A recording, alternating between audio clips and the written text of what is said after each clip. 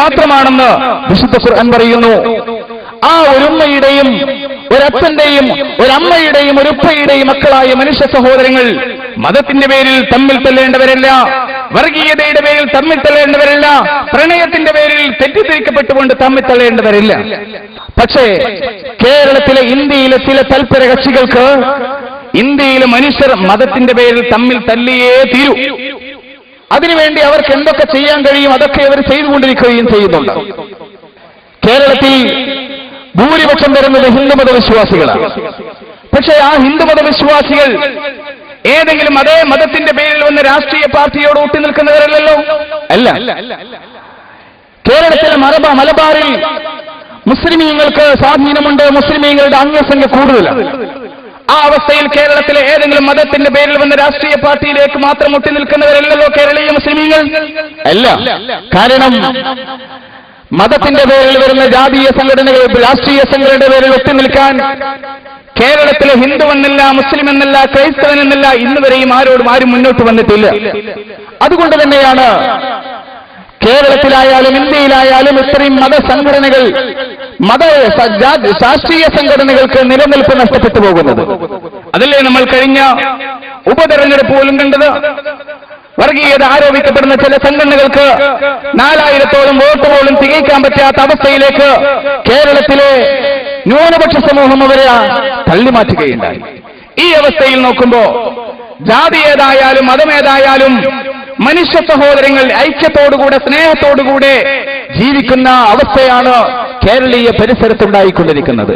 പക്ഷേ അതിന് അള്ളുവെക്കാൻ, ആ അവസ്ഥയിലേക്ക് അമ്പലം കാട്ടി, ക്ഷേത്രങ്ങളെ കാട്ടി, ആരാധ്യ പുരുഷന്മാരെ കാട്ടി ഞങ്ങളുടെ കൂടെ വരണേ എന്ന് പറഞ്ഞ് ഹിന്ദുമത വിശ്വാസികളെ കൂടെ നിർത്താനും അടുപ്പിച്ചു നിർത്താനുമുള്ള വാറോലകൾ ഇറക്കുന്ന ചില തൽപര കക്ഷികളുണ്ട്.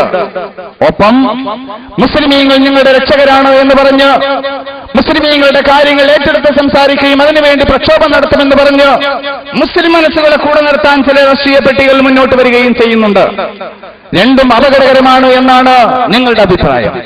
പക്ഷേ ആ ഒരവസ്ഥയിലേക്ക് കേരളീയ മുസ്ലിമീങ്ങളെയും ഹിന്ദുക്കളെയും ക്രൈസ്തവരെയും രാഷ്ട്രീയത്തിന്റെ പേര് പറഞ്ഞ് തങ്ങളുടെ മതവിശ്വാസികൾ മുഴുവനും ആ രാഷ്ട്രീയ പാർട്ടിയുടെ അംഗങ്ങളാക്കി മാറ്റിയെടുക്കാൻ കഴിയാത്ത സാഹചര്യത്തിൽ ചില തെറ്റിദ്ധാരണകൾ കേരളീയ സമൂഹത്തിലേക്ക് ഇറക്കുന്നത് സ്വാഭാവികമാണ്. ചില കിംവദന്തികൾ സമൂഹത്തിലെ ഇറക്കിയിട്ട് മനുഷ്യ മനസ്സുകളെ അകറ്റുന്നത് സ്വാഭാവികമാണ്. അത് തുറന്നുകൊണ്ടിരിക്കുകയും ചെയ്യുന്നുണ്ട്. പക്ഷേ അതിനെതിരെ അപ്പോൾ കേരളീയ ഉത്ബുദ്ധ സമൂഹം ബോധവൽക്കരിക്കപ്പെടുകയും അതിനെതിരെയുള്ള മനസ്സാക്ഷി വീണ്ടെടുക്കുകയും ചെയ്യുന്ന സാഹചര്യത്തിൽ പ്രശ്നങ്ങളില്ലാതെ പോവുകയാണ് ചെയ്യുന്നത്. എന്റെ പ്രിയപ്പെട്ട സഹോദരങ്ങൾ മനസ്സിലാക്കണം, ഈ അവസ്ഥയിലേക്ക് കേരളത്തിലുള്ള മനുഷ്യ സഹോദരങ്ങൾ ഏത് ജാതിയായാലും മതമായാലും അവരെ തെറ്റിദ്ധരിപ്പിക്കാനും അവരെ നമ്മുടെ കൂടെ നിർത്താനുമുള്ള വ്യാപകമായ വ്യാപകമായ കുതന്ത്രങ്ങളുമായി ചില മുന്നോട്ട് വരുന്നുണ്ട്. അതാണ് SSF ഇന്ന് കേരളീയ ജനതയോട് പറയുന്നത് പ്രണയത്തെക്കുറിച്ച്. പ്രണയത്തിന് കണ്ണില്ല, കാതില്ല, മതമില്ല, ജാതിയില്ല എന്നൊക്കെയായിരുന്നു നമ്മൾ പണ്ട് കേട്ടിരുന്നത്. പക്ഷെ ഇത് തന്നെയാണ് ഇപ്പോഴും കേൾക്കുന്നത്. കേരളത്തിൽ പ്രണയത്തിന് കണ്ണില്ല, കാതില്ല, പക്ഷെ മതമുണ്ടത്രേ. പുതിയ അറിവാണത്. ഞാൻ പറയുന്നു പ്രിയപ്പെട്ടവരെ, ഒരു കാര്യം ആദ്യമായി സൂചിപ്പിക്കുകയാണ്. പ്രണയിച്ചിട്ട് ഒരു പെണ്ണിനെയും മതത്തിലേക്ക് കൂട്ടിയിട്ട് ഇസ്ലാം മതത്തിന്റെ ആളുകളെ കൂട്ടാൻ വിശുദ്ധ ഇസ്ലാം ആരോടും പറഞ്ഞിട്ടില്ല. അങ്ങനെയുള്ള ഒരു വേദി ഇസ്ലാമിക അഡ്രസ് ഇല്ല തന്നെ എന്ന് ആമുഖമായി ഞാൻ ഓർമ്മപ്പെടുത്താൻ ആഗ്രഹിക്കുകയാണ്. പക്ഷേ ചില പത്രങ്ങൾ വായിച്ചപ്പോ ആ കാര്യങ്ങൾ ഉണ്ടെന്ന് ധരിപ്പിക്കുന്ന വിധം കേരളത്തിലെ രണ്ട് മതസമൂഹങ്ങൾക്കിടയിൽ വെറുപ്പും അന്ധചിത്രതയും വിദ്വേഷവും വെച്ചു പുലർത്തുന്ന വിധത്തിലുള്ള വളർത്തുന്ന വിധത്തിലുള്ള ചില രേഖകൾ, ചില എഴുത്തുകൾ, ചില വാറോലകൾ കേരളീയ സമൂഹത്തിലേക്ക് ഇറക്കുന്നത് സ്വാഭാവികമായും തെറ്റാണെന്നാണ് നമ്മൾ മനസ്സിലാക്കുന്നത്. ഞാൻ വളരെ വ്യക്തമായി പറയുകയാണ്, SSF നടത്തുന്നത് ഒരിക്കലും ഏതെങ്കിലും ഒരു പത്രത്തിനെതിരെയുള്ള പ്രക്ഷോഭമായി നിങ്ങൾ കാണാൻ പാടില്ല.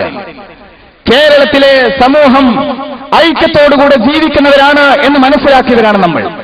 അത് തുടർന്നു കൊണ്ടുപോവുകയും ചെയ്യണമെന്ന് വാദിക്കുകയും ആഗ്രഹിക്കുകയും ചെയ്യുന്നവരാണ് നമ്മൾ. പക്ഷെ അതിന് അള്ളുവെക്കാൻ ആര് ശ്രമിച്ചാലും കേരളത്തിലെ മുസ്ലിമീങ്ങളെന്നല്ല, ഹിന്ദുക്കളെന്നല്ല, ക്രൈസ്തവരെന്നല്ല, മതമുള്ളവരെന്നല്ല, ഇല്ലാത്തവരെന്നല്ല ആരും അനുവദിക്കുകയില്ല എന്ന് കഴിഞ്ഞകാല ചരിത്രത്തിലേക്ക് കണ്ണോടിച്ചുകൊണ്ട് അത്തരം ആളുകൾ മനസ്സിലാക്കണമെന്ന് ഞാൻ ഓർമ്മിപ്പിക്കുകയാണ്. ലവ് ജിഹാദ് എന്ന് പറഞ്ഞിട്ടായിരുന്നു കഴിഞ്ഞ 2-3 മാസക്കാലം കേരളത്തിന്റെ പത്രങ്ങളൊക്കെയും ആഘോഷിച്ചത്. ആ പത്രങ്ങളിൽ ആഘോഷിച്ചു നോക്കുമ്പോ വളരെ അർത്ഥമില്ലാത്ത ചില കുറെ വാദങ്ങൾ ചില പത്രങ്ങൾ മുന്നോട്ട് വെക്കുന്നതായും കാണുകയുണ്ടായി. അതിൽ പ്രധാനമായും SSF കാണുന്നത് കേരളത്തിലെ സുപ്രഭാതം, കേരളത്തിന്റെ മലയാളികളുടെ സുപ്രഭാതമായി ഇറങ്ങുന്ന മലയാള മനോരമ എന്ന് പറയുന്ന പത്രമാണ്. മലയാള മനോരമയോട് കേരളത്തിലെ മുസ്ലിമീങ്ങൾ ഇന്നുവരെയും ഒരു ദ്രോഹവും ചെയ്തിട്ടില്ല, എല്ലാവർക്കും അറിയാം. ഏകദേശം മുസ്ലിം വീടുകളും ചിലപ്പോൾ ആ പത്രം ഇന്നും വായിക്കപ്പെടുന്നുണ്ട്, വരിക്കാരായി ചേർക്കപ്പെടുന്നുണ്ട്. ഇതുവരെയും ഒരു തെറ്റും മനോരമയോട് കേരളീയ മുസ്ലിമീങ്ങൾ ചെയ്തിട്ടില്ല. പക്ഷേ 365 ദിവസമുണ്ടെങ്കിൽ 364 ദിവസവും വിശുദ്ധ ഇസ്ലാമിനെയും മുസ്ലിമീങ്ങളെയും തെറ്റിദ്ധരിപ്പിക്കുന്ന കള്ളക്കഥകൾ എഴുതി പിടിപ്പിക്കുകയും 365ാമത്തെ ദിവസം മുസ്ലിമീങ്ങളുടെ ഏതെങ്കിലും വന്യ പുരുഷന്മാരുടെ അല്ലെങ്കിൽ ഏത് മുസ്ലിം സമുദായത്തിന്റെ നേതാക്കന്മാരുടെയോ അല്ലെങ്കിൽ മുസ്ലിം ആചാര്യന്മാരുടെയോ ഫോട്ടോ വെച്ച് ഒരു ഫീച്ചർ പ്രസിദ്ധീകരിച്ചാൽ മലബാറിലെ മുസ്ലിമീങ്ങൾ അതൊക്കെ മറന്നുകളയും എന്ന തോന്നലാണ് മനോരമയുടെ അകത്തിരിക്കുന്നവർക്ക് ഉള്ളതെങ്കിൽ ആ കഥ മാറിയിട്ടുണ്ട്, ആ കാലം മാറിയിട്ടുണ്ട്. അത്തരത്തിലുള്ള വിഡ്ഢികളല്ല കേരളത്തിലെ മലബാറിലെ മുസ്ലിമീങ്ങളെന്ന് ഞാൻ ഈ സമയത്ത് ഓർമ്മപ്പെടുത്താൻ ആഗ്രഹിക്കുകയാണ്. ഓഗസ്റ്റ് 31 അതിനു മുന്നെയും 5-4ഓളം വരുന്ന സംഘങ്ങൾ എഴുതിയ ലേഖനങ്ങൾ കേരളത്തിലെ എല്ലാവരും വായിച്ചിട്ടുണ്ടാവാം. ലവ് ജിഹാദ് എന്ന് പറഞ്ഞ് കോടതിയും അതുപോലുള്ള നിയമപാലകരും പോലീസുകാരും അതുപോലെ സമൂഹത്തിലുള്ള എല്ലാ തുറയുള്ള ആളുകളും ചർച്ച ചെയ്യപ്പെടുകയുണ്ടായി. ക്യാമ്പസിൽ നടന്ന പ്രണയത്തെക്കുറിച്ച് അതൊക്കെയും വിശദീകരിക്കേണ്ട ആവശ്യമില്ല, നമുക്കൊക്കെ മനസ്സിലാക്കുന്ന കാര്യമാണ്. ആ വിഷയത്തെ ഉൾപ്പെടുത്തിക്കൊണ്ട് 7 ദിവസം തുടർച്ചയായി ഈ പത്രത്തിൽ ലേഖന പരമ്പരകൾ വരികയുണ്ടായി.